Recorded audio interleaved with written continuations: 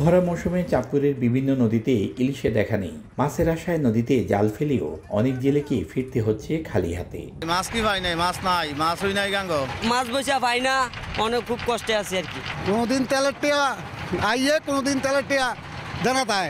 উপকূলীয় কয়েকটি জেলা থেকে চাঁদপুরের পাইকারি বড় স্টেশন বাজারে ইলিশ আসছে, তবে সরবরাহ কমে যাওয়ায় দাম আকাশচুম্বী। এতে ক্ষুব্ধ ক্রেতা। ঢাকা থেকে আসছি, ভাবছি যে এখানে মাছের দাম কম হবে, যেই দাম মাছ এই জায়গায় কেনার মতো না।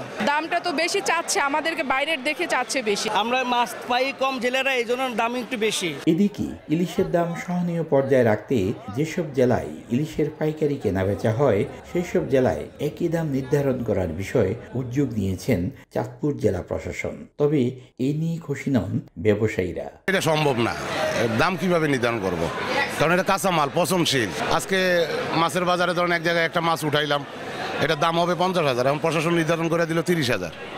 এই পার্টি আজকে যাবে আর তো চাঁদপুরে আসবে না।